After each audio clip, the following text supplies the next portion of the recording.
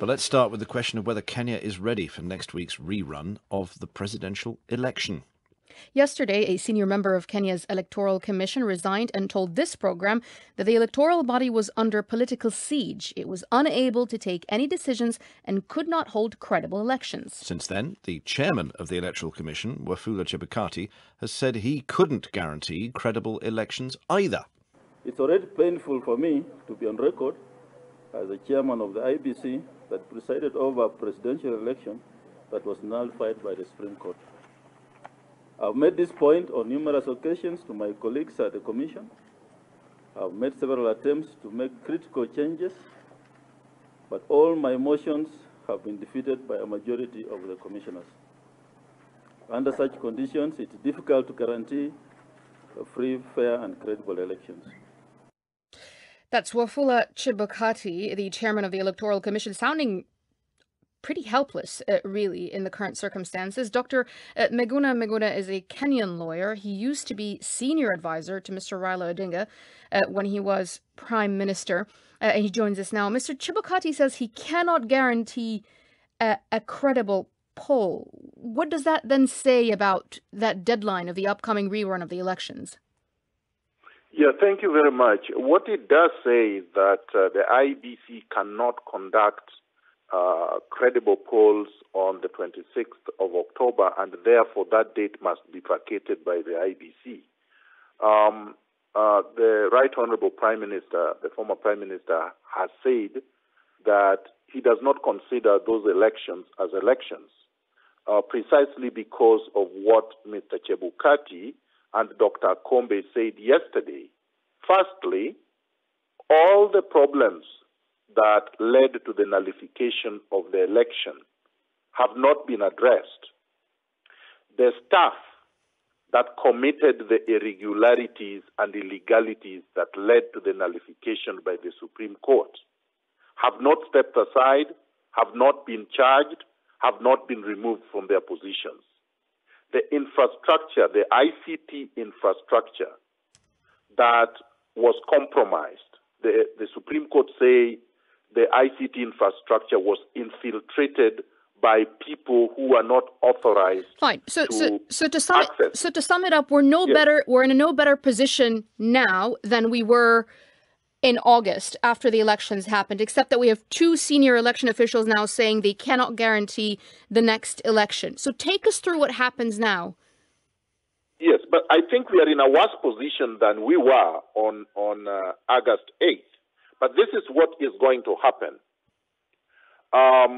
Sections of the country that are considered strongholds of the Jubilee Party will probably have some kind of an election.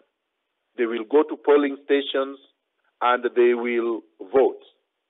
That is if Mr. Chebukati does not cancel the poll of October 26th.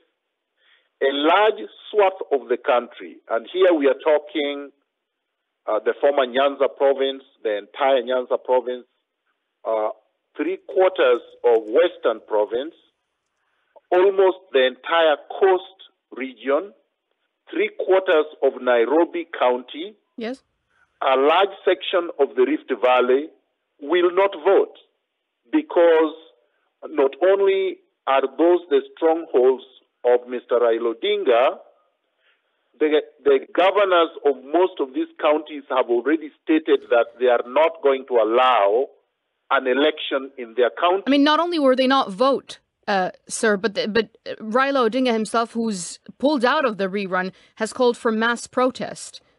What will that achieve? Correct. He's called for mass protests, which are basically demonstrations guaranteed in the Constitution of Kenya 2010. And he said that on that specific day, they will be having peaceful and armed protests, which they are entitled to have. So here is a day which was supposed to have been a national holiday for purposes of having elections, but more than half of the country is in lockdown. Right. There are military trucks and police vehicles, heavily armed, security forces. But you know that. But these are precautionary measures because of potential violence that could happen and has happened in the past. I'm just wondering what your views are on how you get the country out of this impasse, how you move the country forward into some sort of leadership that can make decisions. You see, unfortunately, we are not going to get there because those in power have already said they are not going to speak to anyone, that they can only speak to someone after October 26th, which means that they want to go through some ritual, however illegitimate it is, so as to give themselves power. Then they can sit down in a position of power and authority. So do you think the elections should be postponed then? There will be no election, as far as I'm concerned. You see, when people talk about elections, it's not just any election that was ordered by the Supreme Court.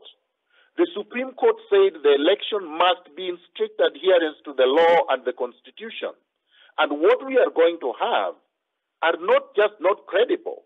They don't adhere to the laws and the Constitution. Right. Dr. Miguna Miguna, Kenyan lawyer there, former senior advisor to Raila Odinga during his premiership. Raila Odinga, of course, pulled out of the rerun of the elections, which we're not very clear what will happen. It's supposed to be in a week's time. Big question marks on whether or not it will happen and what will happen if it does or doesn't.